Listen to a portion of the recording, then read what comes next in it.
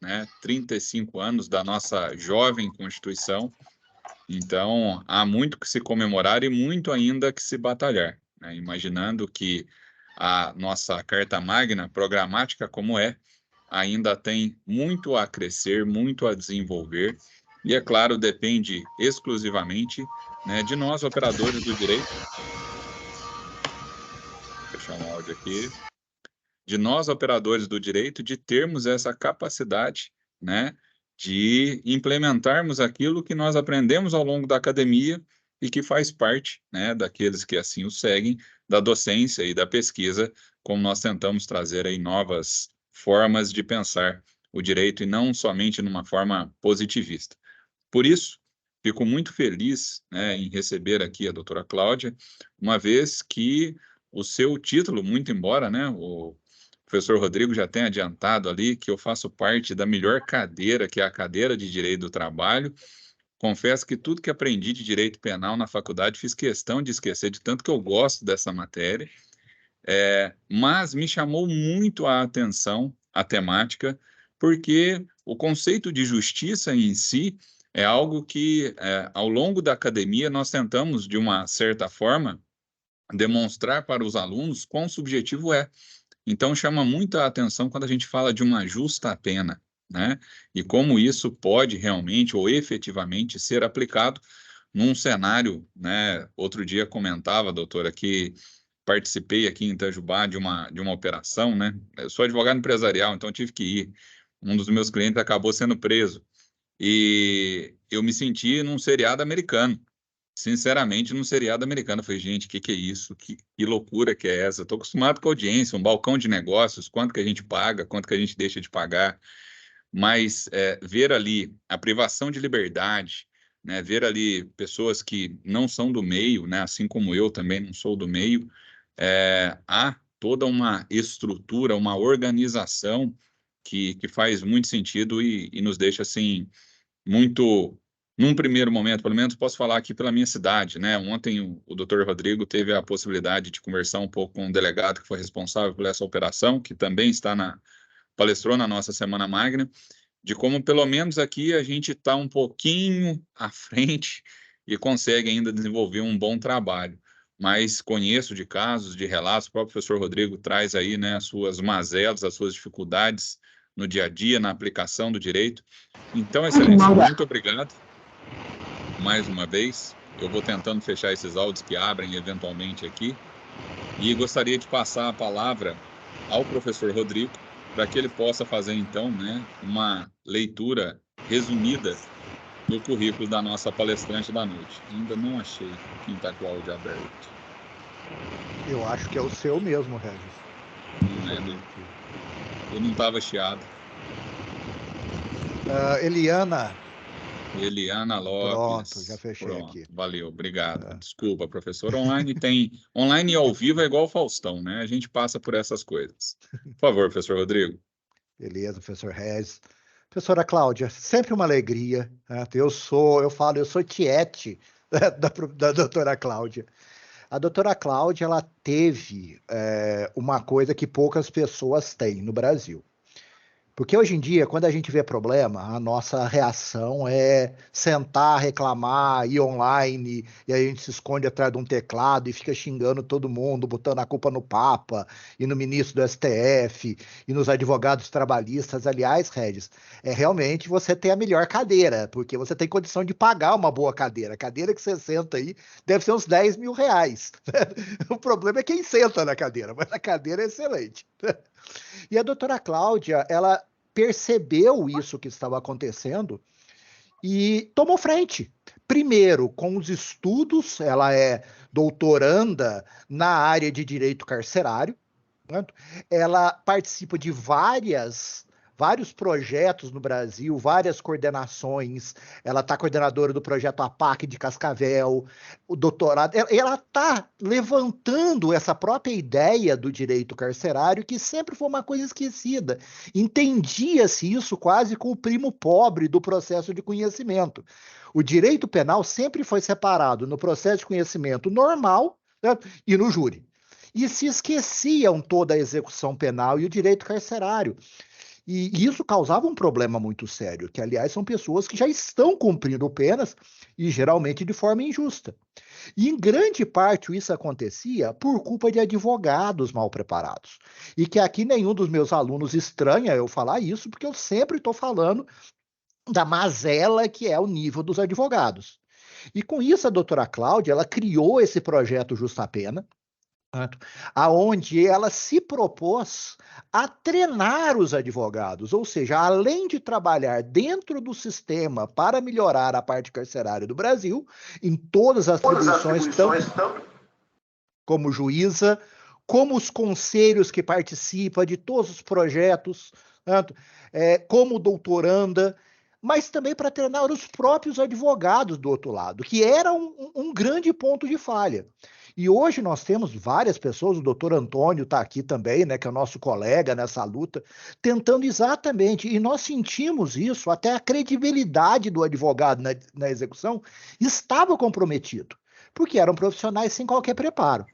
E aí a professora Cláudia, ela é juíza de execuções penais em Cascavel, é doutoranda em Direito Penal na Universidade de Buenos Aires, professora de execução penal em cursos de pós-graduação, coordenadora do projeto APAC de Cascavel, colaboradora do GMF do CNJ, do Estado do Paraná, pós-graduada em Direito Aplicado, diplomada pela Universidade Estadual de Londrina, autora de vários artigos. E, gente, é a professora do professor de vocês. Certo? Tudo que eu sei de execução penal hoje, porque quando eu fiz faculdade, para não dizer que eu não tive execução penal, eu tive um dia de aula que foi execução penal. Certo? E a doutora Cláudia, além de todo esse conhecimento de pesquisa, de todo esse conhecimento prático, ela também fez várias viagens, conhecendo penitenciárias de Halden, regime fechado, Bastoy, que eu acho que eu estou pronunciando errado, de regime semiaberto, os dois na Noruega. Né? Recentemente, aqui não está falando, mas teve uma visita nas penitenciárias da Argentina também, que nós acompanhamos, né? E, gente, é o que eu falei, eu sou fã de carteirinha, tiete da doutora Cláudia, ela é a nossa líder mesmo. Então, doutora Cláudia, eu agradeço demais por ter aceito esse convite. É sempre uma alegria.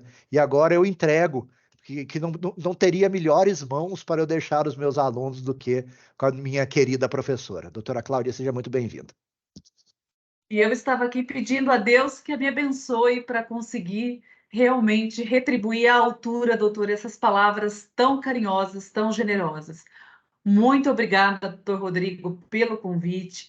Muito obrigada a todos pela recepção. Eu estou muito feliz, mas muito honrada mesmo, de poder falar hoje para a Universidade de Itajubá, para poder falar com o sul de Minas, porque o povo mineiro é sempre tão acolhedor, para poder compartilhar um pouco de conhecimento com vocês, para termos essa discussão. E também aproveitando e falando com os alunos da Justa Pena, que estão online, e a gente juntou todo mundo. São os alunos da Unopar, os alunos da Justa Pena, todo mundo junto para falar sobre direito penitenciário. Eu agradeço imensamente o Dr. Rodrigo, e é em homenagem a ele que vai ser o tema da nossa aula hoje. Eu observei como era a quarta semana jurídica da Unopar. Eu vi que na segunda-feira nós tivemos uma aula sobre reforma trabalhista com o Dr. Fabrício, na terça sobre improbidade administrativa, na quarta sobre o PCC e o crime organizado, e hoje nós falaríamos sobre justiça penal, sobre o sistema penal. E eu vi a importância dessa integração do direito para a Unopar. Que coisa legal, porque amanhã vocês vão fechar com ninguém menos que o gênio Dr. Lênin Streck, que trata do direito de uma forma integral fantástica.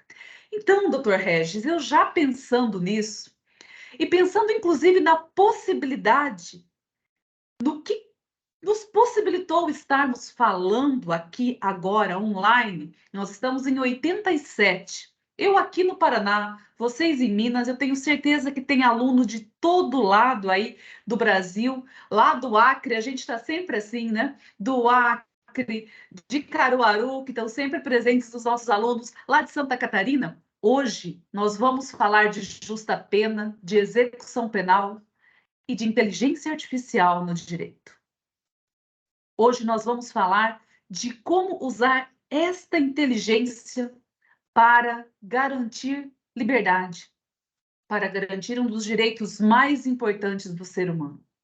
E é uma honra estar falando neste dia 5, porque não só a gente comemora aniversário da nossa Constituição, mas ontem o nosso Supremo Tribunal Federal fechou o julgamento da DPF 347, que declarou o estado de coisas inconstitucional, não no sistema trabalhista, que seria extremamente grave, porque afetaria o nosso sustento, mas é no sistema prisional, naquele local onde são privadas as pessoas de um dos seus bens mais importantes, que é a liberdade. Sem liberdade, ninguém trabalha. Sem liberdade, ninguém arruma encrenca lá no Procon, doutor Vinícius. Sem liberdade, a gente não consegue fazer nada. E nós temos uma luta imensa para garantir a liberdade, para garantir respeito a esse direito tão primordial no Brasil, porque, infelizmente, ao contrário do direito trabalhista, que é uma área tão respeitada, o direito do consumidor, que cresceu de uma forma tão bonita, a gente viu ele se desenvolver e crescer, o nosso direito penitenciário praticamente não existe. A gente começa a estudar essas regras e, conforme eu vou conversando com os alunos, explicando os direitos que existem, é um susto de lá para cá. É uma surpresa, porque sequer esta cadeira existe na maioria das universidades do nosso país. Sequer nós tratamos de um direito tão importante, porque, infelizmente, o titular deste direito que está atrás das grades, na maioria das vezes, não tem recursos. Então, quando ele não tem recurso, o nosso direito, que tem uma origem muito privada, ele esquece de tratar dessas pessoas. Mas nós criamos a Justa Pena justamente para combater isso, para tratar deste assunto que é tão legal quanto o direito do consumidor e o direito trabalhista, que eu vou fazer aqui a política da boa vizinhança. Não vou entrar nessa disputa, vou deixar para os doutores. E hoje nós vamos trabalhar integrados. Nós vamos trabalhar e eu vou tentar compartilhar, porque eu confesso para vocês que o Teams não é meu forte. Então, eu vou tentar ver se consigo compartilhar aqui a nossa tela. Doutor Rodrigo, me dê um feedback. Eu estou conseguindo compartilhar corretamente? Está a sua tela inteira, a tela inteira do computador. Ótimo, ótimo. Então, vamos começar a falar de inteligência artificial. E aos alunos da Unopar que estão me assistindo pela primeira vez, talvez até estranhe a simplicidade desta aula, mas ela vai ser simples mesmo, numa linguagem que é para você sair daqui entendendo o que essa professora falar. Não é para ter nenhum palavreado difícil, nenhum juridiquês, é para ser um ensinamento muito prático. Professora, Embora a gente... Oi? a janelinha do Teams está no canto tampando o slide. Talvez arrastar ela um pouquinho mais para baixo. Tá. Mudei. Deu. Vou Isso, deixar o senhor esconde aqui aí. escondidinho, Perfeito. então. Obrigado. Isso. Então, tá. Então, como eu dizia para os alunos, muito obrigada, professor, nós vamos falar de forma simples e vamos falar de um assunto super interessante, que é a inteligência artificial atrelada ao direito e especialmente à execução penal. E vamos começar falando de algo que não é novidade para ninguém, mas é algo tão sério que infelizmente se tornou banal. O nosso sistema penitenciário, ele hoje é um sistema que está caracterizado pela inconstitucionalidade. Ele tem uma falta de vagas, uma grande superlotação, pessoas que não têm lugar para dormir, não têm lugar para se esticar. Ele tem um grande desrespeito aos direitos humanos, uma grande falta de investimentos em estrutura e tecnologia. O nosso sistema penitenciário, ele é carente de tudo, do mínimo de coisas que são necessárias para privar um ser humano de liberdade. E tanto isso é assim que na DPF 347, ontem, o Supremo Tribunal Federal, ele disse E deixa eu voltar aqui para falar com vocês. Deixa eu ver se eu consigo voltar. Professora, como que a gente faz isso? A gente para de compartilhar, deu certo? O Supremo Tribunal Federal, quando ele julgou a ADPF 347 ontem, ele disse o seguinte: ok, está um estado de coisas inconstitucional. E o Poder Judiciário não vai cruzar os braços e ficar olhando para isso quieto. Eu, a partir de hoje, determino, o Supremo disse, para o Poder Executivo Federal que em 6 meses estabeleça um plano de ação para resolver essa situação de inconstitucionalidade. Determino que o governo federal reduza a superlotação. Determino que procure reduzir a quantidade de presos provisórios. Porque eu não sei se vocês sabem, aí você que é estudante de direito da Unopar, você sabia que existe um princípio chamado princípio da presunção de inocência? E enquanto você não for condenado, enquanto o seu cliente não for condenado com trânsito em julgado, ele é presumidamente inocente? Se ele é inocente, ele não pode ficar 2 anos preso esperando uma sentença. Ele não pode ficar aguardando preso um julgamento. A prisão preventiva tem que durar o mínimo possível. E não é isso que acontece. Então, o Supremo Federal disse ao governo federal: reduza a superlotação. O problema é teu para abrir vagas. Se você não abre, dê um jeito de reduzir a superlotação. Reduza a quantidade de presos provisórios. Reduza a quantidade de gente cumprindo pena no regime errado. E o que ele quer dizer com isso? Ele quer dizer assim, olha, se uma pessoa foi condenada para cumprir pena no regime semiaberto, ela tem que estar em colônia penal agrícola. Ela tem que estar no regime semiaberto. Se falta vagas nesta colônia penal agrícola, o sistema penitenciário tem que colocá-la em um sistema melhor. Não pode deixar ela presa no regime fechado. E aí, o que foi que o Supremo disse? Vou determinar, então, ao CNJ que adote medidas. Doutora Silvia, fecha seu áudio, por favor, senão a prof. aqui se desconcentra, não consegue falar. E o Supremo Federal vem e diz para o CNJ: você que coordena os juízes na questão administrativa, diga para os juízes tomarem providências. Porque para nós, juízes, não é engraçado, não é gostoso ficar revisando uma prisão preventiva. Da mesma forma que o Dr. Regis não gosta de ter que rever a petição trabalhista que ele fez.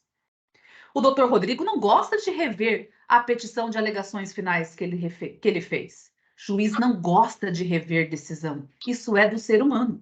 Então, se a gente mandou prender alguém, a gente não quer rever. Mas aí o CNJ vem e vai dizer: vocês vão rever.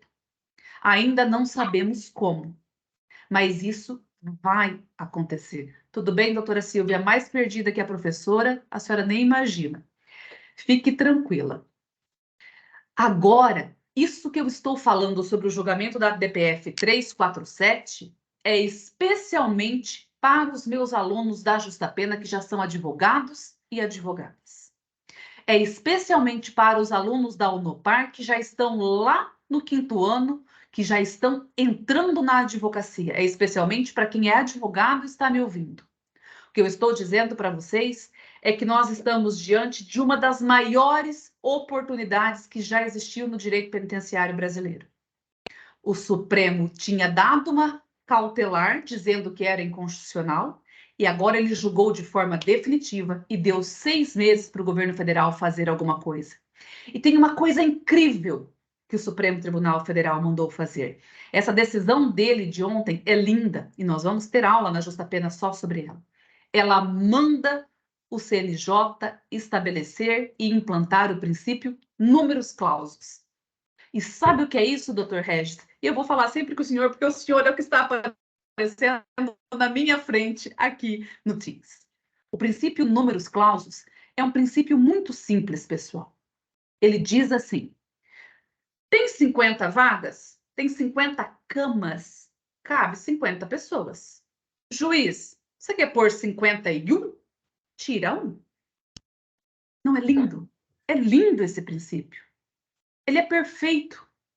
Ele é um princípio francês que nasceu com um deputado francês há alguns anos já, existe em outros países, e ele é a única forma de se controlar a superlotação, porque há um equilíbrio entre a porta de entrada e a porta de saída.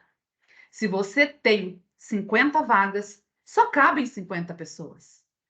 Isto é lógico. E para o professor de direito do consumidor, para o advogado trabalhista, deve ser algo assim, meu Deus, mas isso é tão óbvio. Por que que esses penalistas estão discutindo o óbvio? Porque hoje, doutor Regis, na nossa prisão, que cabe 50, tem 280. No mínimo. É assim mais ou menos que funciona. O que o Supremo disse agora foi, CNJ, te vire, se organize com os juízes para implantar esse princípio. E por que isso é tão sério para os meus alunos do Brasil inteiro que estão me ouvindo? Você já pensou como isso vai funcionar aí na sua comarca? Na minha eu já pensei. Nós temos hoje 2.500 presos, nós devemos ter umas 1.500 vagas. Nós temos 5 varas criminais e uma VEP. Como nós vamos dividir as vagas entre os juízes? Porque cada juiz vai ter uma quantidade. 100 para um, 100 para o outro, 100 para o outro. Cada um vai ter a sua responsabilidade sobre o sistema prisional. Isto que está acontecendo no Brasil é um momento histórico para o sistema prisional. É uma coisa muito bonita de se viver. O doutor Rodrigo colocou que em Itajubá tem 641, sumiu para mim, doutor. São 641 vagas, não leitos, porque já esses 641 já é uma superlotação aceitável, basicamente, que eles têm. E são 1.178 presos em Itajubá. Pois é. E aí, como é que nós vamos fazer essa divisão entre os juízes? Qual dos juízes, qual da vara vai querer limitar as vagas dele só a 100, por exemplo, e pegar os outros presos que dele ele mandou prender e está sobrando e vai tirar? Isso é fantástico, porque o próprio juiz responsável pela prisão vai ter uma quantidade de vagas dele. E ele vai ter que começar a administrar, porque hoje em dia nós temos um juiz corregedor dos presídios, pessoal. E como eu queria estar aí no plenário, no auditório da universidade de vocês, para poder falar diretamente com vocês. Mas vamos fazer a nossa tecnologia funcionar para isso. Você que é aluno, meus alunos já sabem do Brasil inteiro, mas você que ainda é aluno da Unopar, que está se preparando, o sistema prisional funciona assim. Tem várias penitenciárias numa comarca, por exemplo. Tem os juízes criminais que vão julgando, condenando e botando lá dentro. Tem o juiz da execução penal que vai executar aquela pena. E tem um juiz que é corregedor dos presídios, responsável por ver se o agente penitenciário não pirou e começou a bater nos presos. Responsável por ver se a polícia penal cumpre certinho o dever dela, responsável por ver se tem alimentação, responsável por ver se tem vaga, se tem cama, se tem roupa, se tem um kit inicial. Hoje eu fiz uma audiência de custódia e o preso me disse: eu não recebi escova de dente, sabonete e chinelo. Como que eu vou ficar preso, doutora? Eu não estou pedindo para ser solto. Eu só quero tomar banho. O juiz corregedor fiscaliza isso. Hoje, os outros juízes não se importam com a quantidade de vagas. Isso é problema do juiz da execução penal e do juiz corregedor. O que acontece, pessoal? Vocês que são alunos e que ainda não estão advogando, porque os advogados já entendem mais, já passaram por isso. O que acontece é que o preso provisório que está respondendo a um processo criminal vai ficando e os juízes da execução penal vão soltando os já condenados. Vão antecipando a soltura, porque precisa liberar vaga. Olha a incongruência do nosso sistema. Lembra que eu disse para vocês que nós temos um princípio da inocência? Quem eu presumo que pode ser culpado, mas ele pode ser inocente, eu deixo preso, esperando. Porque o juiz responsável pela prisão dele não é responsável por administrar as vagas. Agora, quem eu tenho certeza que é culpado, eu solto. porque o juiz que é responsável pela prisão dele vai receber uma superpunição do CNJ se ele não administrar as vagas. Aí vem essa decisão linda do Supremo Tribunal Federal de ontem e diz: CNJ, distribua a responsabilidade. Dê a todos os juízes responsabilidade igual. O pau vai quebrar. A coisa vai ser uma maravilha. Vocês vão viver um momento muito importante. A advocacia da execução penal precisa se fortalecer.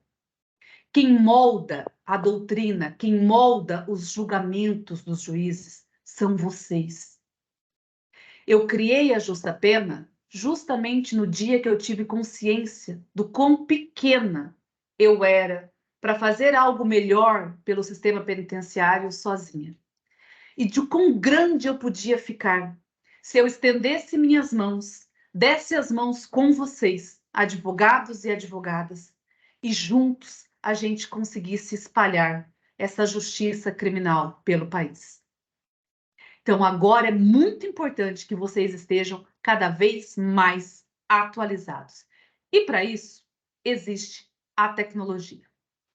A tecnologia vai nos ajudar sempre a poder entender como as coisas estão funcionando. Por quê? Porque a tecnologia ela existe no mundo moderno o tempo todo. Nós estamos interconectados. Vários de vocês estão ouvindo a aula dessa professora e recebendo mensagem no WhatsApp de outro. Quem estiver olhando mensagem de WhatsApp de outras pessoas não vai para o céu. Vai ter uma punição, olha, pode ter certeza. O mundo ele é acelerado. A inteligência artificial, ela faz parte da nossa vida. Se tem um lugar que ela faz parte, é lá do direito trabalhista, lá do direito do consumidor. Com certeza, a inteligência artificial, ela está o tempo todo nos conectando. E a implementação de soluções tecnológicas no sistema prisional, ela é extremamente importante. Quando a gente coloca tecnologia numa empresa, e o sistema penitenciário, a justiça penal, é, de certa forma, uma grande empresa, a gente aprimoriza um processo. E processo não no sentido de um processo judicial, um procedimento, um processo de acontecer aquela coisa. A gente aprimoriza as gestões das informações. Dr. Rodrigo me disse que tem 641 vagas, mas que tem mais de 1.000 pessoas presas. Quantas são mulheres? Quantas são gestantes? Quantos foram condenados pelo crime de tráfico? Quantos são reincidentes? Essas informações são essenciais para que a população carcerária seja gerida, seja gestionada. Quantas marmitas são gastas aí em Itajubá por dia? Quem fornece? Qual é o custo? Quanto custa um preso em Minas Gerais por mês? Qual é o custo disso? Qual é o impacto no orçamento do Estado? Qual é o impacto na sua vida? Porque se o Estado gasta com aquilo, falta para a saúde pública.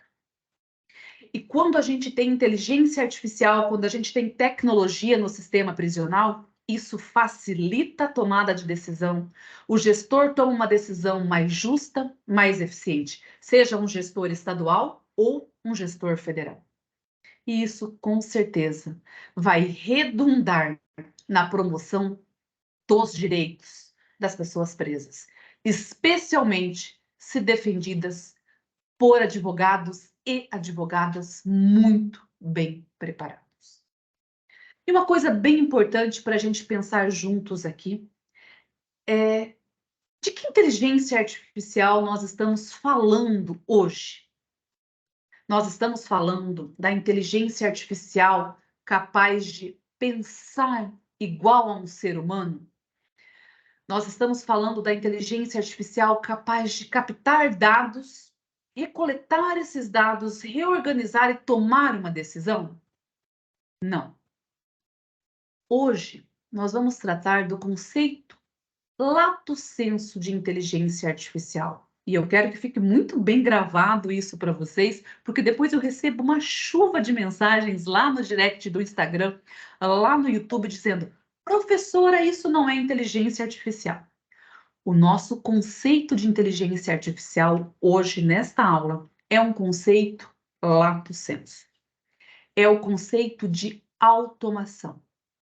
Hoje, nós vamos considerar como inteligência artificial qualquer tarefa que uma máquina faça substituindo um ser humano. Qualquer tarefa que a máquina faça e facilite a nossa vida, nos dê uma maior assertividade, nos dê mais agilidade, otimize o nosso tempo. Bem naquela ideia do Pepe Mujica, sabe quem é? O ex-presidente do Uruguai, que foi preso político, ficou um tempo recluso durante a ditadura militar, um tempo que foram 12 anos. O Pepe Mujica tem um Reels dele que vive passando e que ele diz assim: o ser humano não foi hecho para trabalhar, foi hecho para desfrutar. Nós, seres humanos, não fomos feitos para trabalhar. A gente foi feito para curtir a vida. E aí ele diz: vamos usar a tecnologia a nosso favor e não ser usados por ela. É nesse sentido que nós vamos pensar em inteligência artificial hoje, em qualquer automação que faça a nossa tarefa. E sabe por que essa professora vai usar esse conceito? Não é porque ele saiu da minha cabeça. É porque este é o conceito que o CNJ, o Grande Conselho Nacional de Justiça, esse mesmo que vai mandar cada juiz sua casinha, organizar as suas vagas e cuidar do seu quintal. O CNJ, o conselhão que dita as regras administrativas do Poder Judiciário. Ele tem uma resolução para tratar disso. E é a resolução 332 de 2020. E nessa resolução, ele trata a inteligência artificial exatamente dessa forma que nós vamos tratar nessa aula.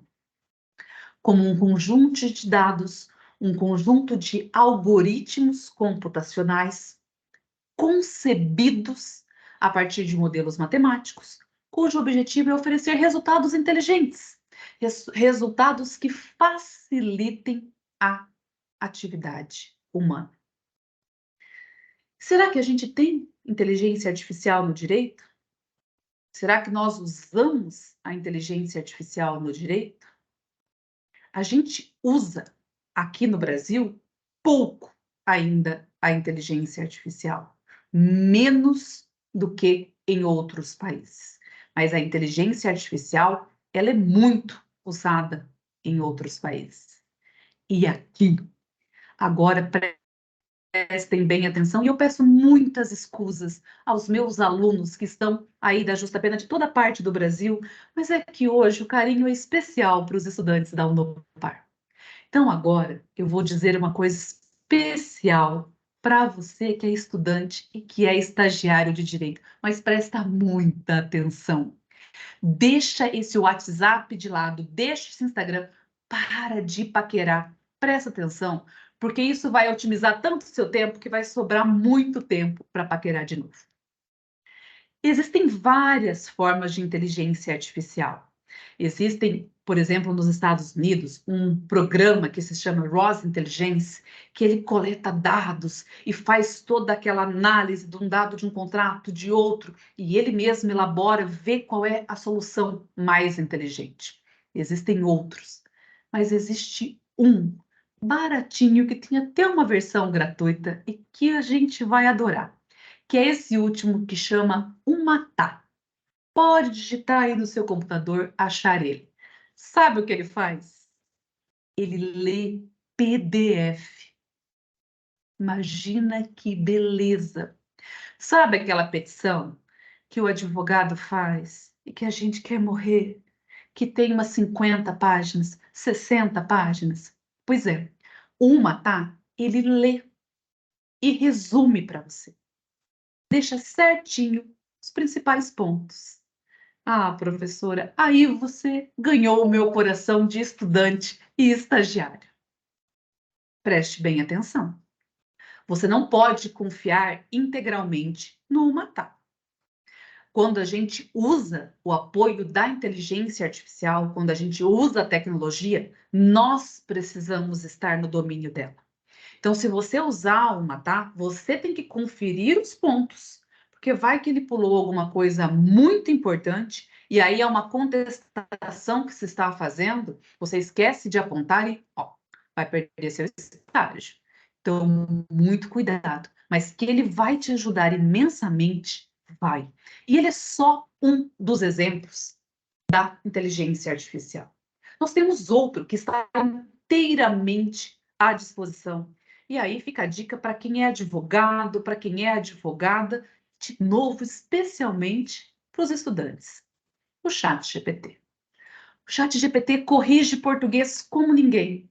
Por favor, usem. É tão bonito quando a gente vê uma petição bem escrita. É tão feio o contrário. Vocês também acham feio quando pegam uma petição mal escrita. O ChatGPT está aí, tem uma versão gratuita. Usem para corrigir. Não escrevam errado, porque hoje quem escrever uma petição errada, mal feita no português, é por pura preguiça, porque a tecnologia está aí. E essa tecnologia ela está tão avançada que eu trouxe para vocês aqui uma notícia de um juiz da Colômbia que julgou um caso a respeito de uma criança autista e ele cita que ele pesquisou no ChatGPT. Agora, um alerta a todo mundo que atua na execução penal. O ChatGPT não sabe nada de execução penal. Você vai e pergunta uma coisa para ele, ele te responde totalmente desatualizado. Então, tome muito, muito cuidado com as informações do ChatGPT sobre execução penal. Pergunte e diga para ele, está errado. Na sequência, ele vai concordar com você que está errado e vai dizer, me desculpe, eu estou desatualizado. Tome muito cuidado com execução penal.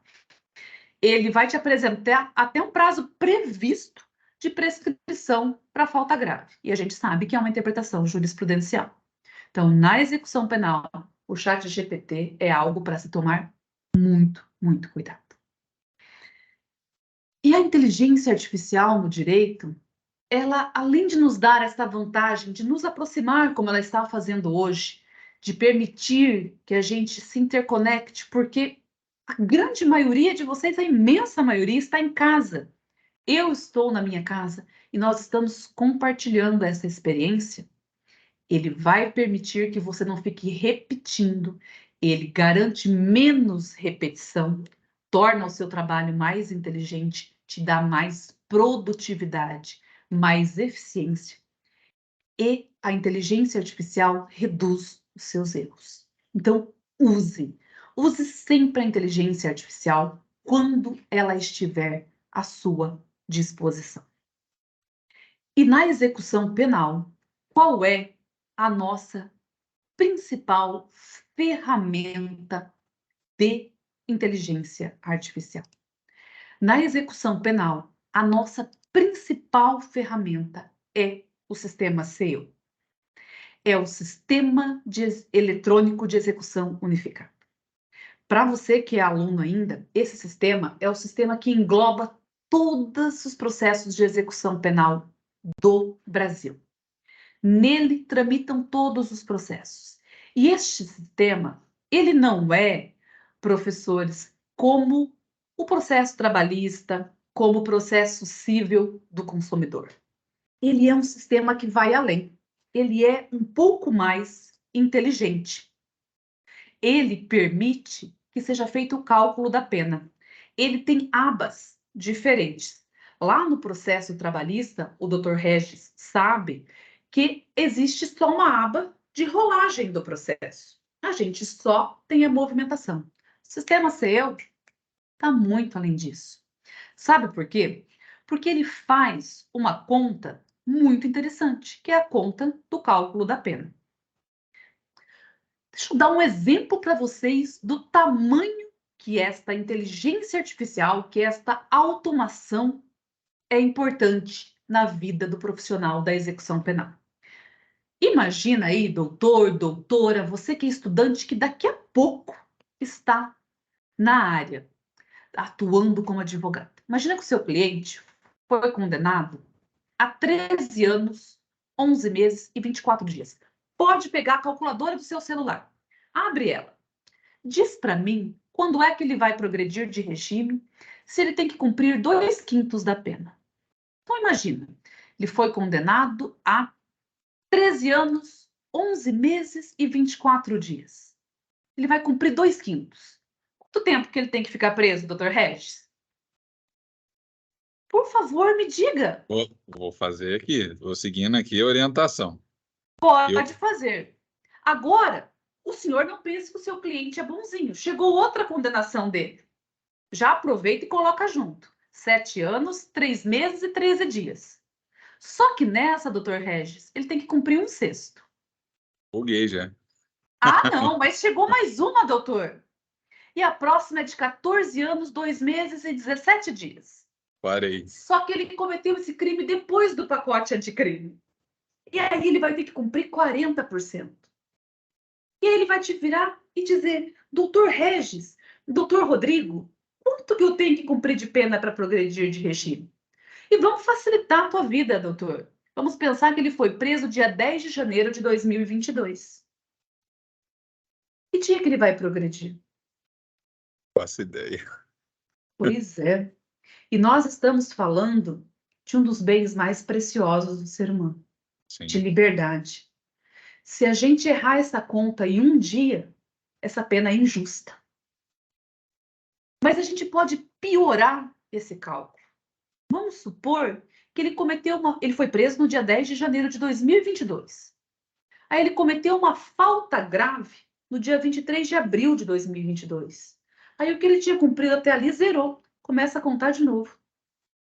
E agora? Quando é que ele vai progredir de regime? Pois o sistema SEU, ele elabora esta conta de forma perfeita. Nós não precisamos nos preocupar com ela. Eu vou mostrar para vocês como é que ele funciona. Agora vamos ver se a professora vai conseguir achar o sistema SEU aqui. Olha, aí tá uma coisa, né? É mais fácil a professora dar aula do que mostrar o sistema SEU e conseguir usar essa inteligência aqui. Pessoal, que difícil que é coordenar este programinha danado aqui. Porque eu não estou acostumada, eu estou acostumada a usar o Zoom e os outros, né? Então, vamos lá. Olha só. Este aqui é o sistema SEU. Deixa eu pegar um número de processo que eu já tenho aqui fácil e que eu vou conseguir mostrar para vocês. Ele está aparecendo, olha. Então, esse é o SEU de Cascavel. Tenho uma assinatura pendente. Esta é a mesa do juiz. Vou procurar aqui um processo. Opa! Um processo que eu já vi anteriormente e que vai ter nele os dados que eu quero mostrar. Olha só que interessante. A você que é estudante, a você que é advogado trabalhista, advogado do direito do consumidor. O processo normal, o processo comum, ele tem só essa aba. Eu aumentei, tá, pessoal, para ficar um pouquinho maior, para ficar mais fácil para vocês verem. Essa aba aqui, ó, de movimentações. A aba partes e a aba de capa do processo. O sistema SEU não. Para ele fazer todo esse cálculo difícil que a professora acabou de dizer, ele precisa ter a informação do processo criminal aqui.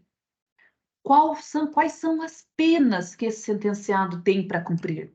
Ele precisa ter a informação de que dia que ele foi preso, que dia que ele foi solto. Precisa ter informação se ele teve remissão de pena por trabalho, por estudo, como que isso funcionou. Todos os dados são inseridos nestas abas. E aí, a calculadorinha de pena faz o cálculo. Opa, demorando um pouquinho para mostrar para vocês, né?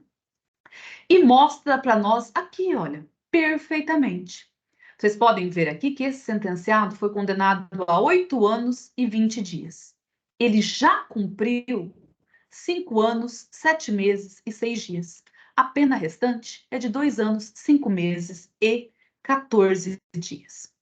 Quando a gente entra nessa aba aqui, ó, informações adicionais, o sistema conta tudo para a gente. onde ele está preso. Quando a gente clica aqui, aquele cálculo tão mirabolante que eu falei, ele vai aparecer aqui, ó. A pena que é de 1/6, a pena que é de 2/5. E se tivessem mais 10 tipos de pena aqui, todas as que eu falei, de 40% e mais, ele ia nos mostrar como é feita a pena. E ia nos mostrar que dia está previsto para esse sentenciado progredir de regime. É um sistema realmente fantástico, que faz tudo o que o advogado precisa, que entrega o cálculo da pena pronto. Só tem um problema. Um probleminha básico. E este probleminha básico se chama ser humano. É a mesma coisa que a gente pegar uma Mercedes maravilhosa e dar para alguém, eu não sei como que chama, um motorista ruim, pé de breque? Não sei Chama como. Regis. Chama Regis, não sei, doutor Regis. Mas imagina um carro de Fórmula 1 nas mãos da professora Cláudia. Não vai andar nada, não vai adiantar. Com o sistema SEU é a mesma coisa. Nosso grande problema no sistema SEU é o ser humano. Então, qual que é a historinha do sistema SEU? O sistema SEU nasceu aqui no Paraná. Ele era projúdi da execução penal. A gente trabalhava com ele, o CNJ viu que ele funcionava bem, escolheu ele entre os outros que existiam e obrigou, olha o CNJ, o mesmo que vai obrigar os juízes a administrarem suas vagas. Ele obrigou todos os tribunais a implantarem o sistema SEU. E aí, deixa eu pegar aqui um exemplo, olha aqui, do meu doutorado, que coisa maravilhosa, né? Existiam os processos físicos. E os processos físicos, talvez vocês que são estudantes nem lembrem. Coisa triste para mim, doutor Rodrigo também não escapa dessa. Eu já estou na profissão há 16 anos. Lá antigamente, os processos de execução penal, eles eram físicos. Eram assim, ó, um emaranhado de papéis.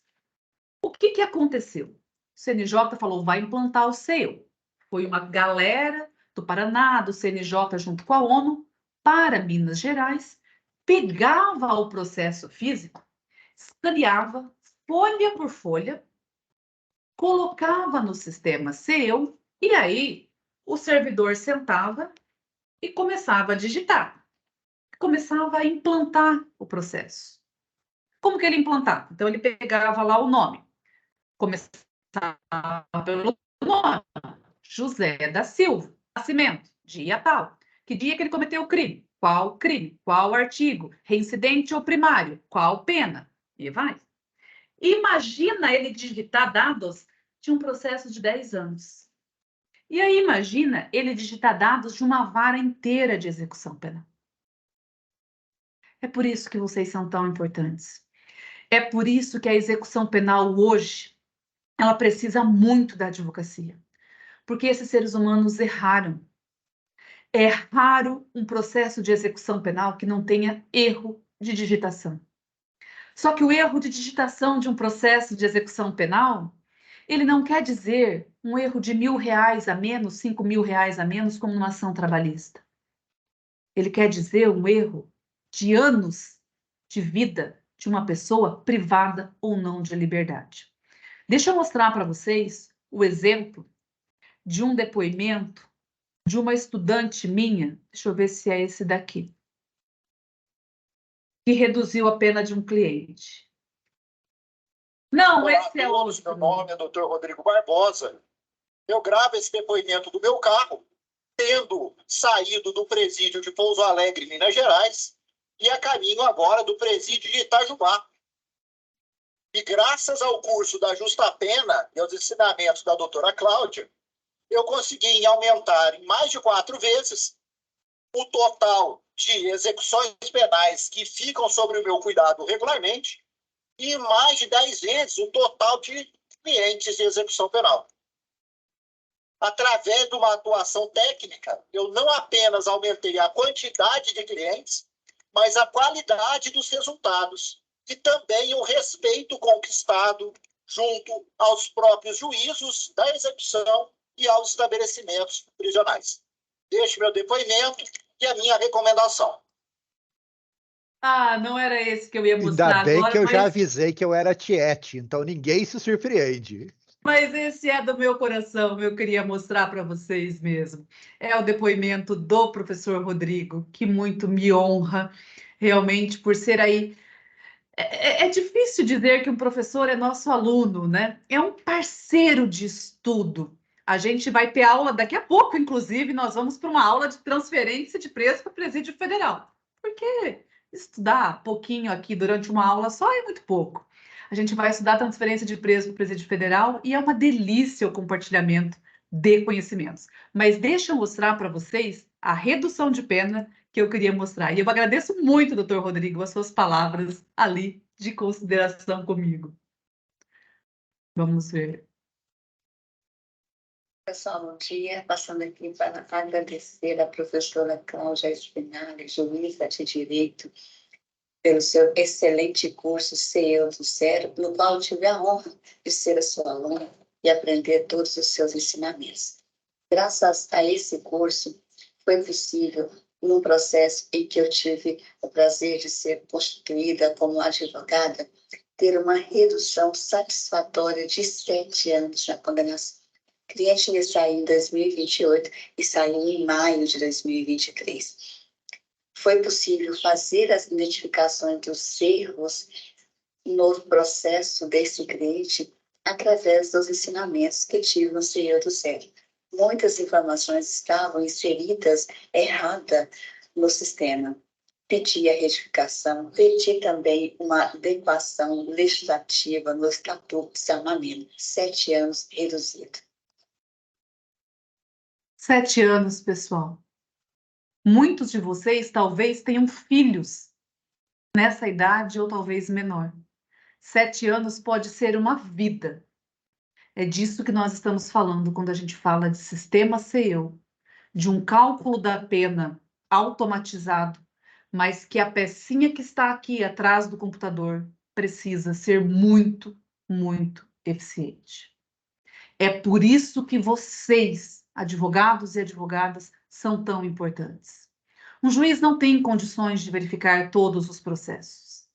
Isso é um questionamento que eu sempre recebo. Ah, você tem tanto erro, por que a senhora não corrige? Porque não tem condições. São muitos. Imagina que a gente tem condições de ver tudo. É claro que a gente queria ver tudo, mas não é possível. E o servidor do cartório não digita um dado errado, porque ele quer. Imagina. A pessoa é muito difícil você encontrar alguém de má fé nesse ponto. A pessoa tem que ser doida. Tem que ter realmente um distúrbio. Mas são muitos dados. E nesta seara, é uma seara muito carente de bons profissionais. É muito difícil encontrar um bom profissional, um advogado que saiba, que entenda de sistema SEO. Nós precisamos muito da atuação. E a pessoa não precisa saber muito de execução penal. Ela precisa entender o sistema SEO, como ele funciona. Para todos os advogados e advogadas que estão assistindo, e para você que já está se formando, eu quero mostrar que eu tenho um curso, se você quiser aprender sobre isso. Você pode aprender, inclusive, de outras formas. Você pode aprender através das aulas do CNJ, elas existem e estão aí para você aprender, mas o curso vai te ajudar e acelerar muito a sua vida. Eu não sei quanto vale 7 anos de liberdade, mas com certeza valem muito. O curso chamava CEO do Zero. A gente foi evoluindo, trazendo mais matéria, mais modelos. Hoje são 34 modelos de pedido de correção de erros. E ele hoje se chama CEO Descomplicado. É um curso com 20 aulas, certificado, onde eu mostro como o sistema é por dentro. Como que eu, juíza, como os funcionários do cartório, eles veem o sistema SEO, porque não é a mesma versão que o advogado e a advogada veem. Quando você faz um pedido de progressão de regime, abre para o cartório uma aba que ele tem que preencher com dados. E eu te ensino quais são esses dados, aonde os dados vão, para que a calculadorinha do sistema faça aquele cálculo de forma correta. E assim você consegue conferir os dados do sistema, garantir que o seu cliente tenha um cálculo correto da pena. São 3 módulos que vão te mostrar todas as abas do sistema, como ela funciona. No segundo, vamos te mostrar detração, database, as prisões, a prescrição dentro do sistema. No terceiro, cada um dos incidentes, como é que ele funciona, indulto, livramento, soma e unificação, progressão, regressão, tudo. E o módulo bônus com 34 modelos de petição. Esse curso, hoje, ele está por R$ 499 até quinta ou sexta-feira que vem, que é dia 13. Depois nós vamos ter o reajuste anual normal. É muito importante que vocês aprendam SEO. Se você pretende atuar na execução penal, isto é essencial para você. Você tem outros caminhos para aprender? Tem. Com o curso vai ser muito mais rápido e mais eficiente? Com certeza. Você precisa estudar e estar atualizado. Sem tecnologia, a coisa não vai funcionar. Se você não estiver atualizado, porque como funciona Dr. Regis, Dr. Vinícius, Dr. Antônio, aqui na execução penal. Ao contrário do que acontece na trabalhista, que o senhor faz um pedido e no movimentação acontece, aqui na execução penal não é assim. Se fizer um pedido e na hora de implantar no sistema for digitado o dado errado, o DEFIRE que o senhor recebeu não serve para nada. Então, para atuar na execução penal, o advogado, a advogada precisa entender de sistema SEO, precisa estudar. O curso é uma das armas mais poderosas que você pode ter. Porque uma das armas mais poderosas que o ser humano pode ter é a educação. E eu te convido a juntos lutarmos com essa arma tão poderosa que todos nós temos. Muito, muito obrigada pela atenção de cada um de vocês. Muito obrigada, Dr. Rodrigo, pela possibilidade de estar hoje falando com todos. Muito obrigada. Muito obrigado, professora, sempre maravilhosa. Nossa, eu queria deixar para todo mundo, mesmo quem achar que ainda está cedo no curso, não deixe de pelo menos seguir a doutora Cláudia no Instagram, é o @justapenabr. Ela compartilha muito. Olha a doutora Jéssica aí, professora Jéssica, tudo bom? É da nossa Lumaniana. Você nunca vai escapar do Lumaniana, Jéssica, não tem jeito. Mas não deixa, é um aprendizado, e vocês veem, vocês viram um pouco lá dos títulos do curso, né? Tantas coisas que eu falo para vocês, que às vezes saber o nome certo do que você está pedindo faz uma diferença. Doutora Cláudia, eu acredito que a doutora tenha que sair agora, né? Eu não sei, nós não vamos poder fazer perguntas e respostas, mas eu fico à disposição de todos, tanto para eu tentar responder, o que eu não consegui, eu comprometo a passar para a doutora Cláudia, a gente está sempre em contato, né, doutora? Felizmente. Não deixam de seguir lá no Instagram, não deixam de acompanhar, mesmo pessoas de outras áreas menos nobres, como direito do trabalho. Muito respeito ao direito do consumidor, sem dúvida nenhuma. O meu problema é direito do trabalho, né? Mas pelo menos o Regis sabe que não é pessoal com ele, não é verdade, Regis? Você sabe que não é pessoal. Doutora Cláudia. Só posso agradecer. Doutor Regis?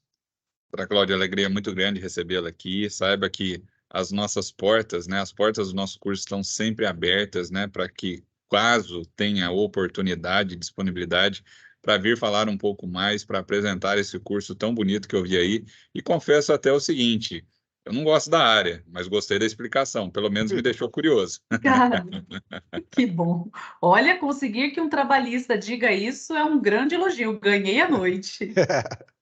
Muito obrigado, doutora. Sei dos compromissos da senhora. Agradeço mais uma vez a gentileza. E se precisar sair, pode ficar à vontade. Nós vamos seguir aqui com o professor Rodrigo. A doutora Cláudia, eu com certeza vou estar sequestrando ela outras vezes para vir falar para a gente, né, professora? Muito obrigado novamente. Muito obrigado a toda a equipe do Justapena também, que ajudou bastante a gente a organizar. Muito obrigada, pessoal. Fiquem com Deus, um grande abraço. E quem se interessar pelo curso, a nossa equipe está aqui online e vai continuar. Falem com o Rony e com o Bernardo. Apenas essas duas pessoas, porque tem muito golpe, o que a tecnologia também favorece. Está bem? Um grande abraço a todos. Muito obrigada. Obrigado, professora. Boa noite. Boa noite.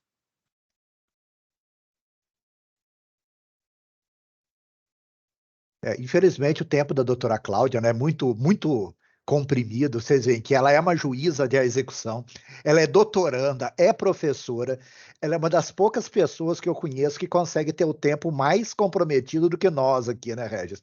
Porque é uma coisa que supera até o grau de loucura que já existe entre todos nós aqui. Regis, e aí, como você quer fazer? Vamos lá, vamos seguir. Vamos fazer aí as nossas considerações. Já acho importante os nossos alunos, né, terem um pouco mais da visão daquilo que você traz ao longo das suas aulas, falando sobre essa temática, e ver a doutora Cláudia ali, né, trazendo algo que é tão complexo, de uma forma tão simplificada, estimula muitos alunos, principalmente aqueles, né, que vão para uma área menos nobre do direito, que é a área do direito penal, mas que, de toda forma, é uma excelente área para poder seguir, né? Quem tem paixão pelo direito vai para o direito penal, né? Quem quer ganhar dinheiro fica nas outras áreas. A gente vê Isso é dessa verdade. forma. Isso é verdade. Brincadeiras à parte, professor Rodrigo, vamos lá. Você que é o homem da noite aí, me fala um pouco mais de como você está se posicionando, né, em relação a essa novidade, como foi dito pela professora, de uma notícia recente do Supremo Tribunal Federal, acerca, né, de como será implementado isso. E aí, sinceramente, falando como pesquisador, eu entendo que é letra para não ser aplicada. Acho muito pouco tempo, se nós formos levar em consideração todo o nosso processo penal, para que se possa implementar algo tão complexo, né? Vamos imaginar a nossa realidade aqui local, Itajubá. Será que nós vamos colocar aí 500 presidiários na rua? Como é que nós vamos fazer isso? Na realidade, uma das grandes coisas que a gente precisa hoje é tirar o abuso da prisão cautelar. Hoje, se nós formos pensar de presos que têm condenação sem trânsito em julgado, entre os que não têm nenhuma condenação e os que têm condenação que não têm trânsito em julgado, nós estamos falando de mais da metade da população carcerária do Brasil. E os juízes, quando eles vão decretar uma prisão preventiva, eles frequentemente vão falar coisas. Decreta a prisão preventiva em razão da ordem pública. Hã? Que ordem pública? O que é ordem pública?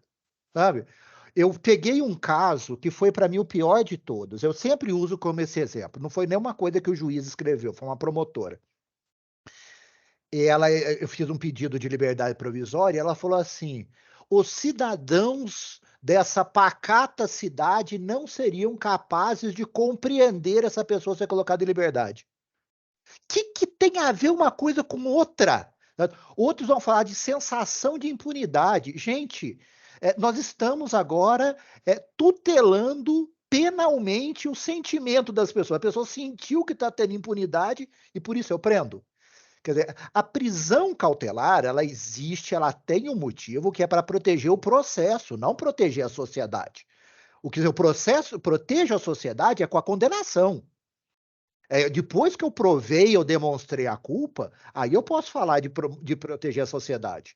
Não pegar uma pessoa que acabou de ser presa, que não teve nem a denúncia ainda teve para começar o processo, e eu vou falar que eu estou prendendo por ordem pública, sem em momento nenhum dizer o que é ordem pública. Aí o outro ainda fala, não, dentro do conceito de ordem pública inclui-se a credibilidade das instituições.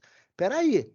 O Estado, para ter credibilidade, ele tem que prender? Certo? Quer dizer, esse seria o ponto principal em ataque. Por isso que um dos quesitos que foram colocados... Deixa eu achar onde que está aqui no... Eu estou com tanta janela na tela. Cadê com 3 telas de computador e eu não estou conseguindo achar o que eu quero. Enquanto você acha aí... Achei aqui. Olha só o que eles falam. Certo? O tribunal, por maioria, julgou parcialmente procedente o pedido formulado na arguição de descumprimento de preceito fundamental para 1. Reconhecer o estado de coisas inconstitucional do sistema carcerário brasileiro. Ou seja, não é algo que está inconstitucional, não é uma decisão. É o estado de tudo, é o estar. Certo? Determinar aos juízes e tribunais que realizam audiência de custódia e, agora sim, fundamentem a não aplicação de medidas cautelares diversas e penas alternativas à prisão. Porque antes era basicamente o seguinte, prendo. Aí eu falo assim, mas por que não pode? Ele falou, não, o fato de eu ter dito que tem que prender já é suficiente para dizer que não vale o outro. Como assim? Nós temos recursos tecnológicos, nós temos tornozeleira eletrônica, nós temos monitoração. Por que a prisão é sempre a solução? Eu tenho uma cliente que depois de muita luta eu consegui soltar, ela não tinha assim, prova nenhuma contra ela, o único mandado que tinha foi um negócio extremamente ilegal, ela tinha 2 crianças menores e estava grávida, certo? Primária, nunca teve nada, certo? E aí fica esse... antigamente eu falava que era um fetichismo e não é, já chegou até uma situação de comodidade. Para eu prender, eu não preciso explicar. Para eu soltar, eu preciso. Então, eu prendo porque é mais fácil prender. Certo? Então, assim, eu acredito que o resultado que nós vamos poder ter mais próximo, primeiro, são 2 resultados concretos. Primeiro, liberação de verbas, que o STF determinou que vai ser liberado verbas. Isso vai acontecer, porque essas verbas já existem, já estão no fundo penitenciário, só não estavam liberados, estava tendo até contingenciamento. E, segundo lugar, a obrigação dos juízes fundamentarem. Certo? Eu acho que só essas 2 coisas, independente de todos os outros, que eu leio o item 1 e 2, são... Quantos itens aqui? Porque tem os itens, são 12 itens e ainda tem subitens da decisão. Só esses 2 já vão fazer uma diferença muito grande. Além dele ter determinado a revisão, e a revisão é necessária. Eu já peguei pessoas que estavam presas, já tinham terminado de cumprir a pena. Já tinha terminado de cumprir a pena há 3 meses. E não estava solta por um erro no sistema, que tem um lugarzinho que diz assim, réu preso. O dele, ao invés de estar assim, estava não no sistema. Então, obrigar também essa revisão. Claro que nós precisamos de ter investimento, os nossos presídios, a estrutura deles é horrível, o número de servidores é horrível, a segurança é horrível, tudo é horrível, não tem nada que não seja horrível. Certo? Os advogados são horríveis também, a gente sabe disso, sabe? Então, eu acho que, mesmo que nós não tenhamos nem de longe o resultado dessas 12 determinações, nós conseguimos, primeiro, a liberação da verba desses fundos, e segundo, forçar os juízes a decidir melhor, já vai fazer uma diferença imensa e vai resultar numa diminuição da população carcerária. Porque a prisão por comodismo talvez acabe, ou pelo menos diminua. Excelente, professor. Eu já queria, nesse momento, primeiro destacar, né? Ainda bem que estamos em Semana Jurídica, porque a nossa combalida professora Jéssica Carossa está se recuperando de um resfriado forte e ainda assim está conosco aqui nessa noite. Seja muito bem-vinda, viu, professora? Obrigada, viu, gente? Eu só peço desculpa por não ter estado presente aí com vocês, mas veio a calhar que, né, quem tem criança pequena acho que entende. Como é um ciclo. Pega na escola, traz para dentro de casa. Bom, vamos lá. Eu queria... Tá, temos uma colocação aqui, já que eu vou ler ela. Eu queria passar a palavra nesse momento, porque o Rubinho Barrichello vai chegar depois, no final, e vai falar assim, porra, não falei. Professor Vinícius Marques, a lenda, fale alguma coisa, se pronuncie, para que depois o senhor não venha. Quero falar. Eu vou dar um tapa na orelha depois, eu quero falar. Vai lá.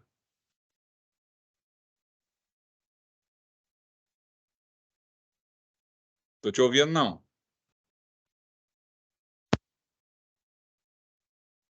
Olha lá. Não estava nem preparado. Quem sabe faz ao vivo, filho. Quem sabe faz ao vivo. Agora? Ah, agora sim. Então, agora sim. Eu liguei um microfone aqui, peraí. Professora Jéssica, boa noite. Tudo bom? Melhoras aí, viu?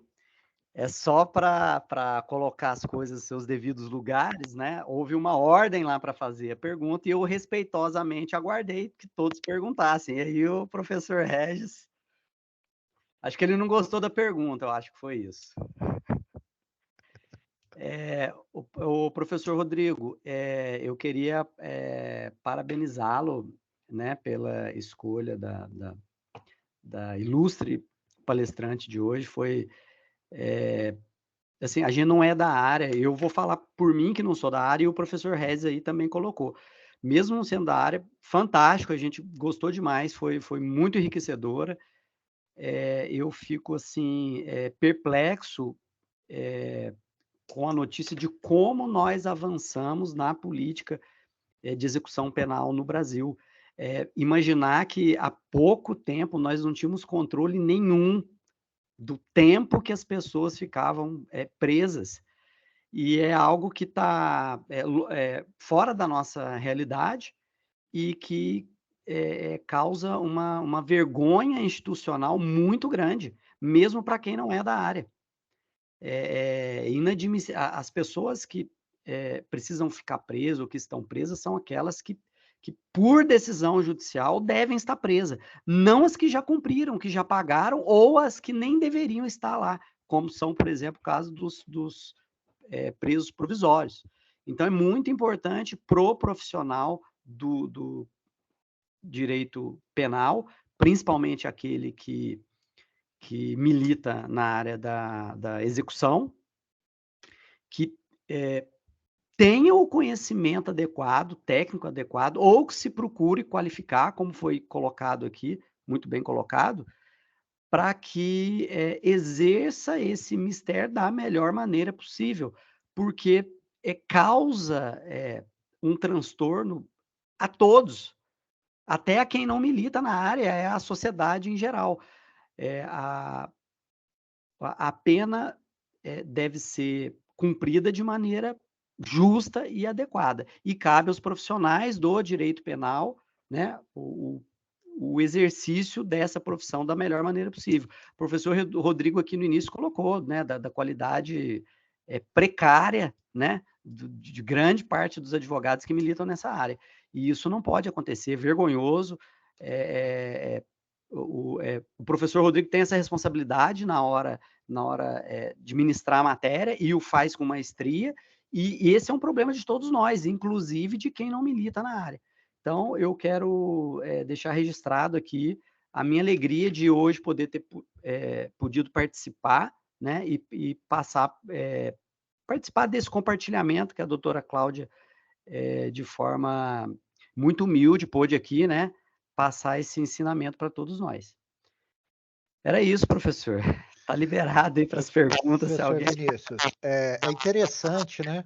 A doutora Cláudia, ela não parece ser juíza, ela é professora mesmo, né? Ela chega com uma postura de professora.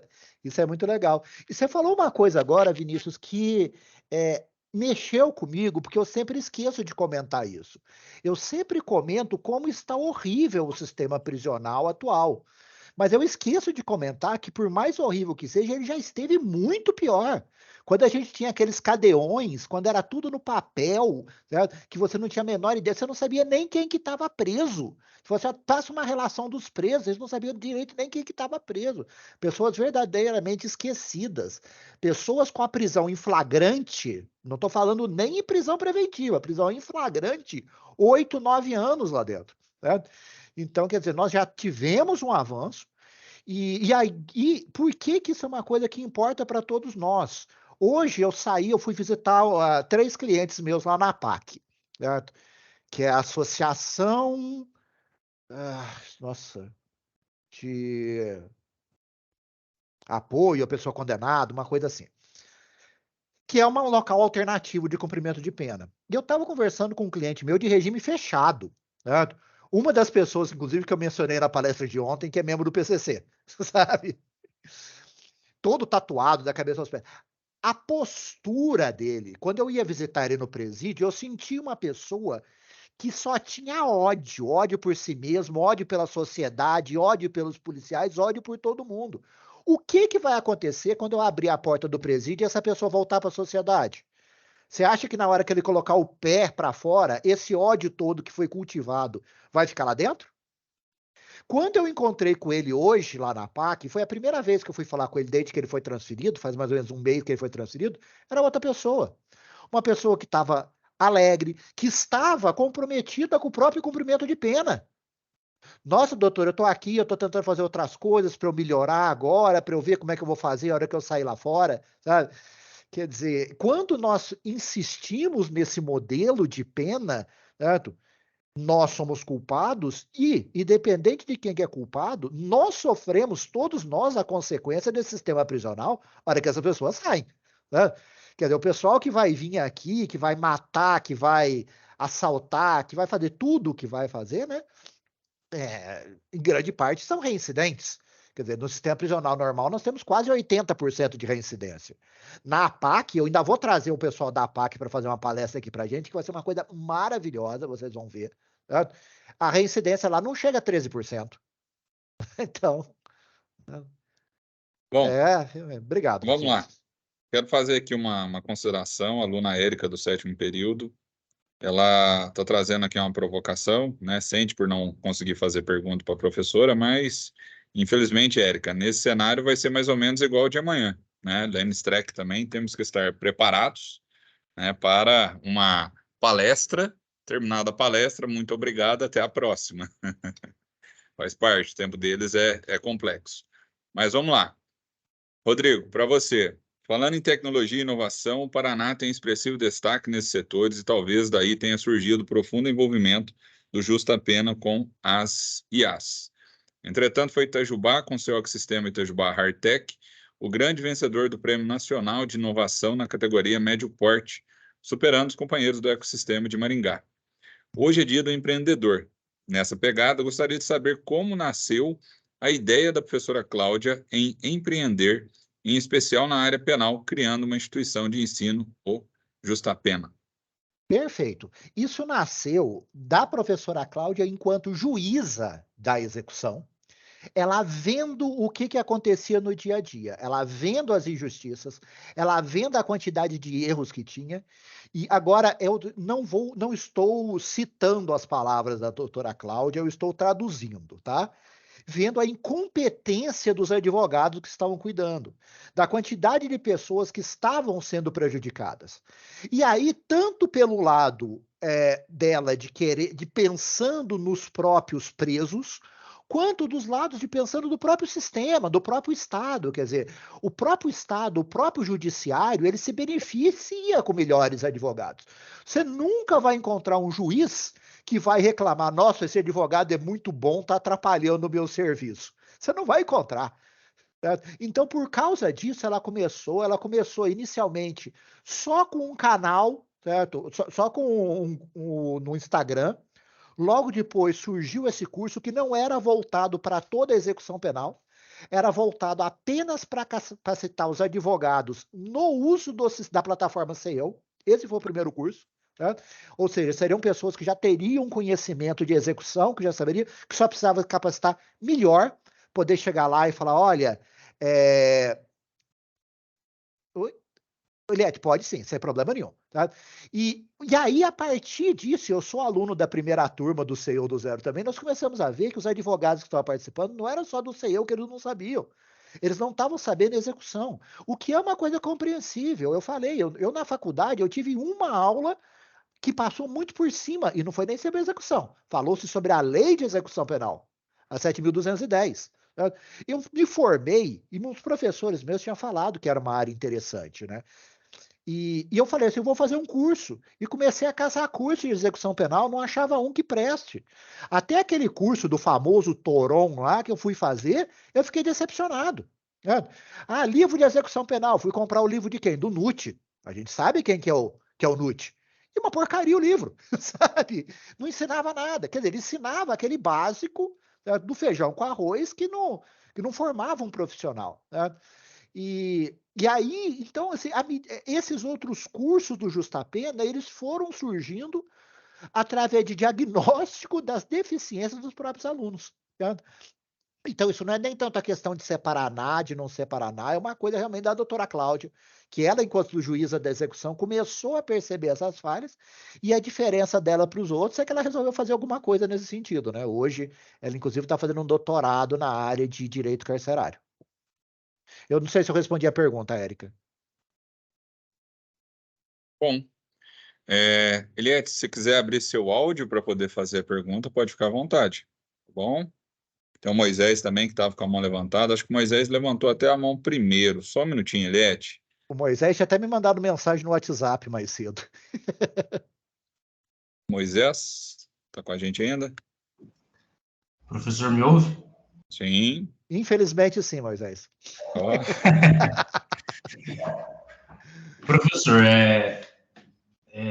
gostaria de parabenizar pela excelente palestrante que o senhor consegue trazer hoje, porque realmente o senhor já havia dito em sala de aula que é a pessoa de inspiração na área da execução penal, e em consonância com essa ADPF 347, a gente tem as mudanças inerentes à lei da descriminalização do porte de droga, que vai de encontro com a reincidência, que é uma das agravantes pós análise do artigo 59, lá na dosimetria da pena.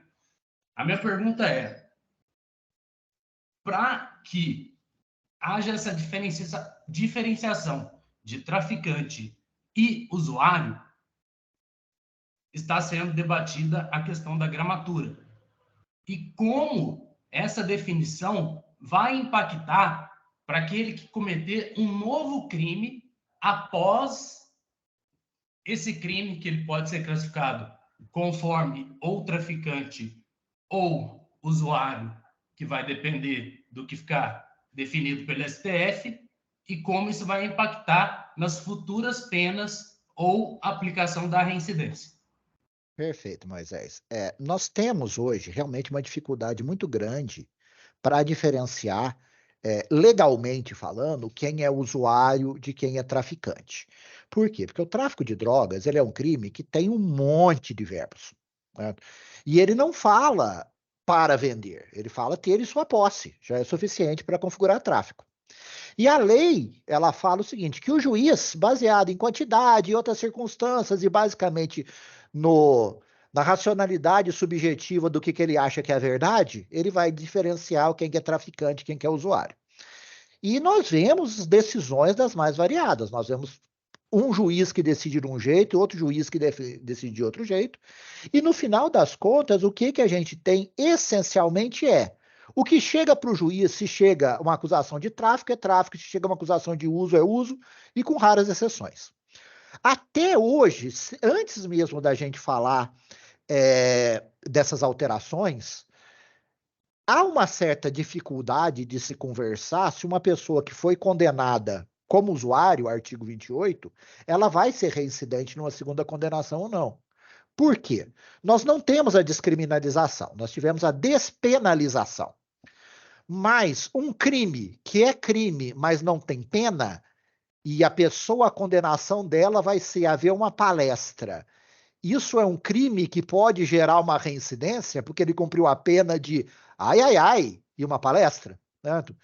E hoje, como que se soluciona isso? Se soluciona da maneira errada, que você trabalha isso como juizado especial, aí faz uma transação penal, aí no final acaba tendo uma extinção de punibilidade, como ele não teve a condenação, mas aí tem um segundo caso, aí já não pode mais transação, sabe?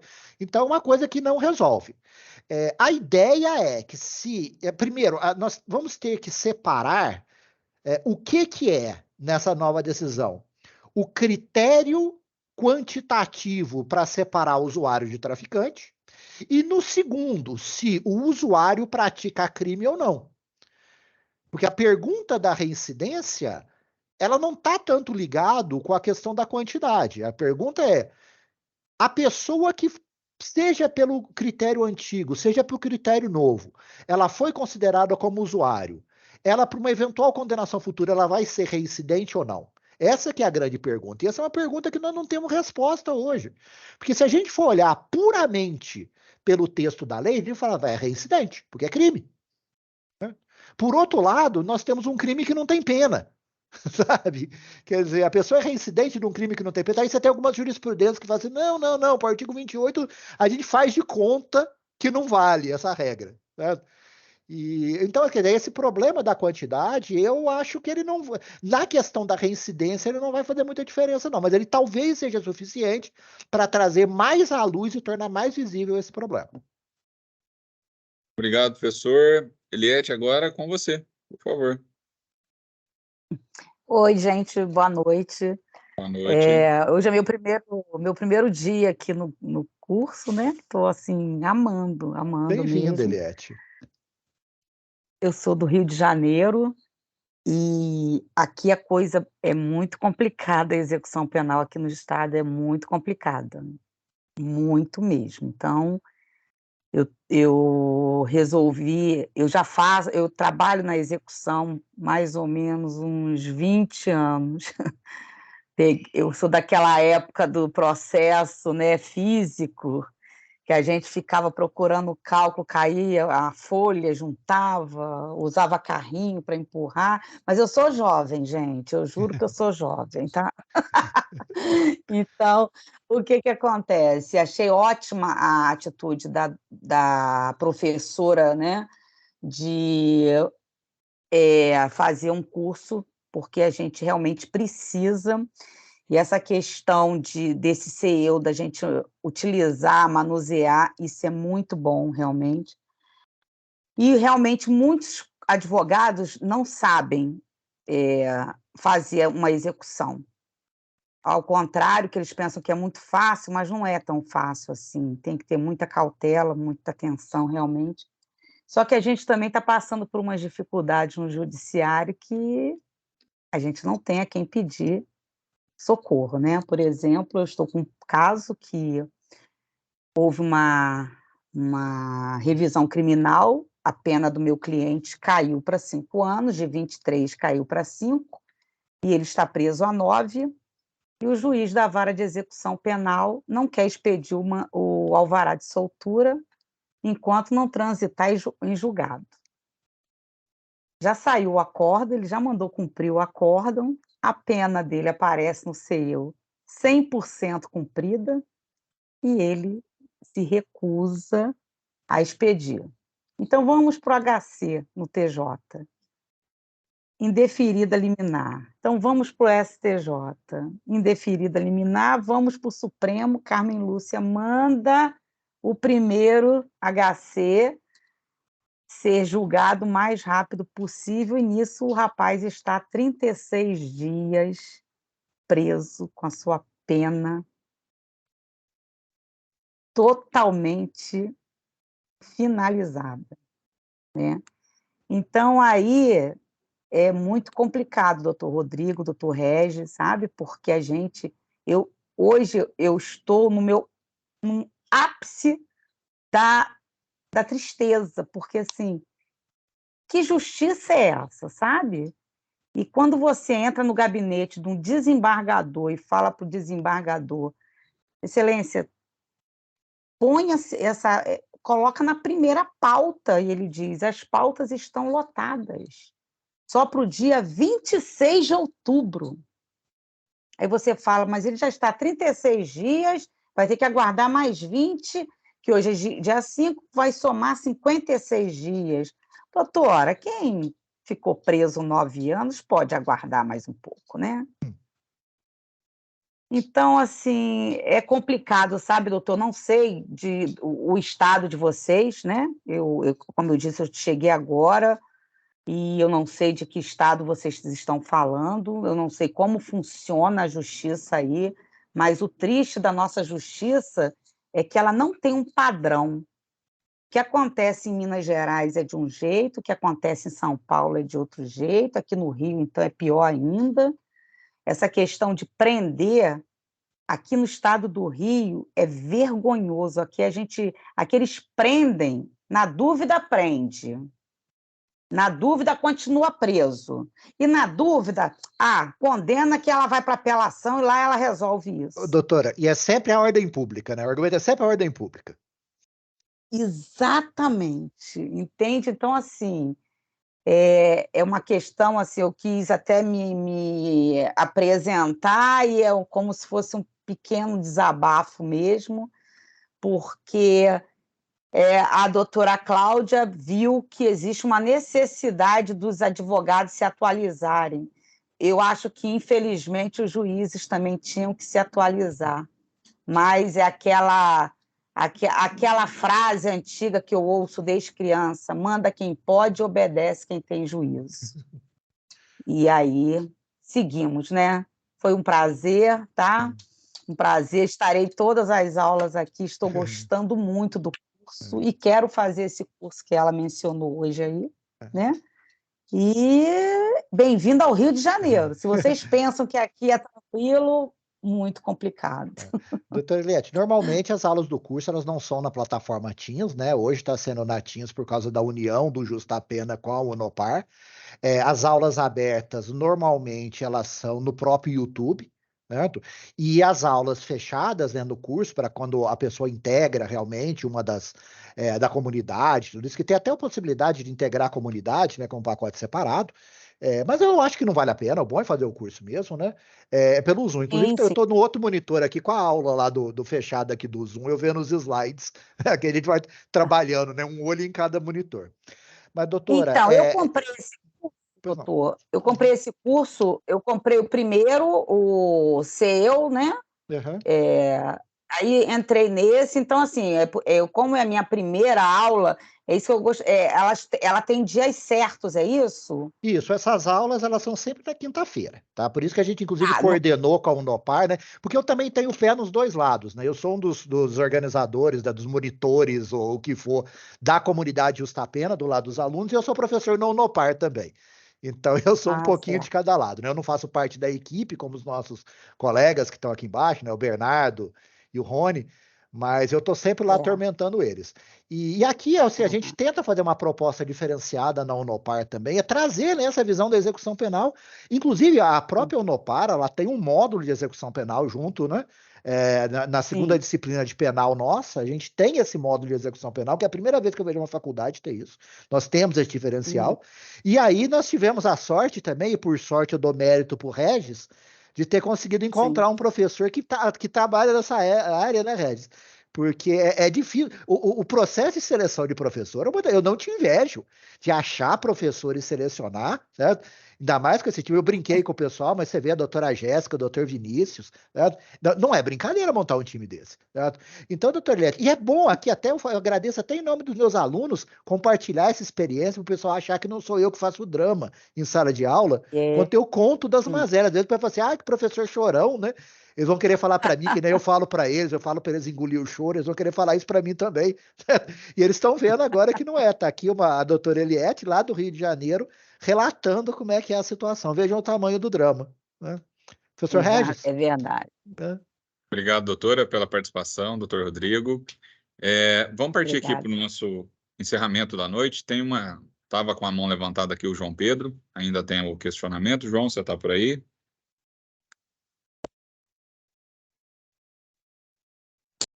Eu estou voltando à época. Estou voltando à época de pandemia. Questionamento em relação à parte da execução penal que foi mencionado, se não é necessário também fazer uma fiscalização em relação aos servidores que utilizam do sistema do SEU, que não realizam corretamente o seu ofício. Eu faço estágio em fora e eu presencio muito isso, que eles deixam de última hora, então às vezes a pessoa acaba terminando a sua pena e fica 50 dias porque o servidor ele não fez a averiguação necessária, não entrou no sistema para poder verificar como estava o andamento e acabou essa pessoa ficando presa indevidamente. Uma quantidade de dias não era necessária. Falta da fiscalização do Estado em relação a esses tipos de servidores, porque eu não vejo nenhum tipo de fiscalização.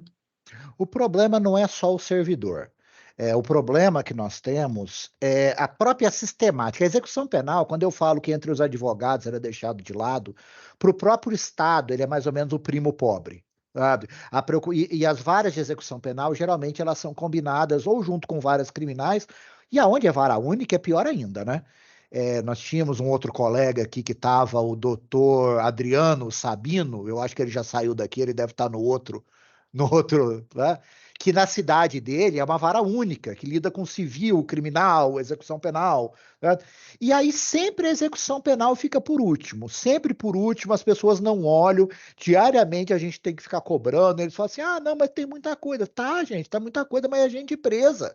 Né? e benefícios vencidos, 1 mês, 2 meses, 3 meses, sabe, e fica numa burocracia que é desnecessária. Por exemplo, a doutora Eliette estava falando, né, de decisões que reformaram, no caso dela, de uma revisão criminal.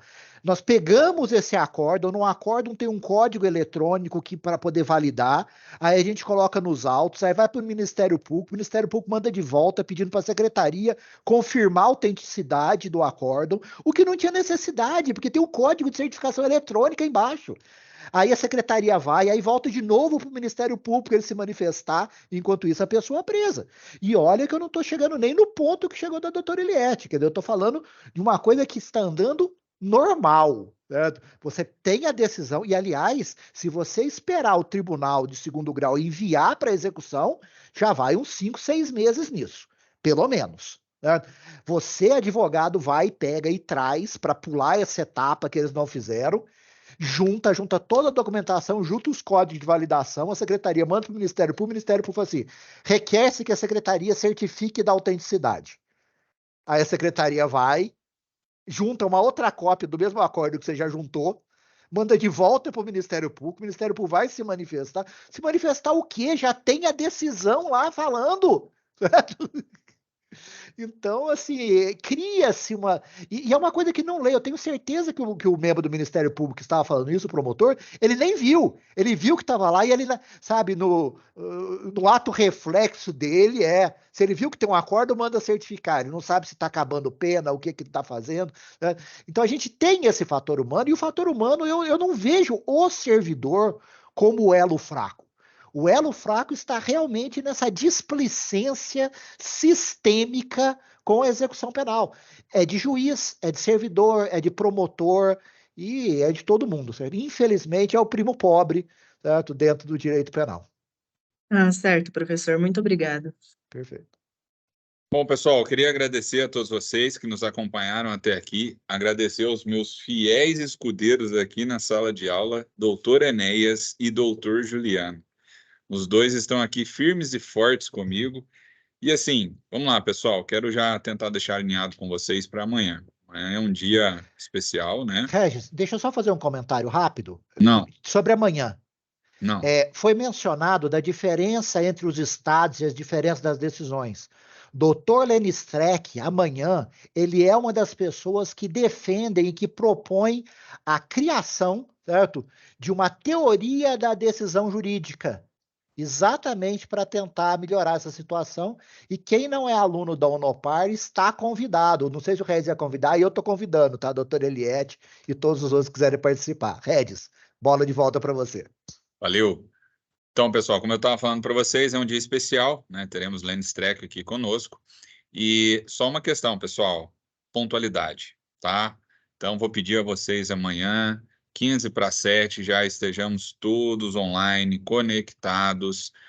Uma outra gentileza, pedir a todos amanhã que estejam com as câmeras fechadas, né, para que a gente evite aí qualquer ruído, não só a câmera, né, mas o microfone, evidentemente, também, para que não haja, né, nenhuma interrupção durante a fala do professor Lenny Streck. Queria fazer um pedido, meio que convocação, né, para os nossos alunos da Unopar. Em conversa com a editora, porque amanhã será mais um dia de lançamento de livro, nós faremos o lançamento do livro do professor Lenny Streck aqui na Unopar. Então, o livro dele, se vocês pesquisarem no site, ele está aproximadamente R$ 80, e para amanhã, né, para quem vier aqui na faculdade, então eu vou colocar dessa forma, para quem estiver presencialmente aqui comigo amanhã, esse livro sairá a R$ 50, tá? Esse foi o valor que a editora passou. E aí, né, para aqueles que não são tão adeptos assim do livro, eu vou contar um pequeno caso que vai explicar para vocês a importância de Lenny Streck. Lênio lançou, salvo melhor juízo, pessoal, acho que foi em 2018, uma obra da Constituição de 1988, onde ele fazia ali um apanhado, justamente os 30 anos da Constituição. E eu estive no Rio Grande do Sul, fui na PUC, no lançamento do livro, para ter o autógrafo dele nessa obra, que eu tenho certeza que os meus filhos ainda irão ler essa obra, porque ela é magnífica. Então, vale muito a pena ter um livro, né, de autoria do professor Lênin Streck, e esse é um livro bem interessante, né? Já está na mão lá do professor Rodrigo. Ó. Já leu, professor? Já li sim. E a professora Jéssica também tem um que eu sei. E aí, qual é o feedback de vocês em relação a essa obra? Excelente. É uma das obras do Lênin Streck. Eu diria que é a segunda obra dele mais acessível que tem. Certo? É uma obra que, apesar dos temas que ele trata, são bem complexos. Eu achei uma obra acessível para os alunos da graduação, o que é uma raridade para o Lênin Streck. Sensacional. Eu gosto bastante dessa ideia de criar o dicionário, né? Porque às vezes a gente vê essas palavras difíceis que a gente escuta, né? Falando na sala de aula, e o professor Lênio, ele consegue explicar de uma forma muito simples, muito acessível. Então, vale muito a pena, viu? Bacana. Então, pessoal, convite e convocação, né? Peço aos alunos que estejam comigo aqui amanhã, na sala 8, porque nós teremos, né, essa câmera voltada aqui. Espero que essa sala esteja cheia amanhã para a gente poder mostrar ao professor Lênin Streck o nosso prestígio, né, em relação à palestra dele. Tudo bem? Professor Vinícius Marques, sempre uma alegria contar com Vossa Excelência, né? Eu acho que ele está concorrendo com o Sávio, hein? Falei do Sávio na segunda-feira, né? O boy magia aqui da faculdade. E tem o professor Vinícius Marques também, candidato. Rodrigo, só por Deus, é do avesso. Não tem nem como falar nada. Mas tem que ser, né? Não adianta. Tem que mandar todo mundo engolir o choro. Aí não vai ser boy magia mandando engolir o choro. Sensacional. Pessoal, obrigado a todos vocês. Obrigado, professor Rodrigo, né? Por essa Gente, noite muito de hoje. obrigado. Por conseguir aí essa palestrante. Sei o quão difícil é, né? Normalmente, quanto maior o gabarito do palestrante, mais difícil a gente conseguir o alinhamento e a agenda. Então, muito obrigado aí por essa gentileza e, né, essa parceria aqui junto com o nosso curso. Perfeito. É o nosso curso, você falou bem, é o nosso curso, né? Nós que estamos como professores aqui, todos nós nos sentimos como a família do curso, né? Todos nós compramos essa família juntos. É isso aí. Obrigado, pessoal. Uma ótima noite a todos vocês e nos vemos amanhã pontualmente às 19 horas. Um grande abraço Boa noite a todos. a todos.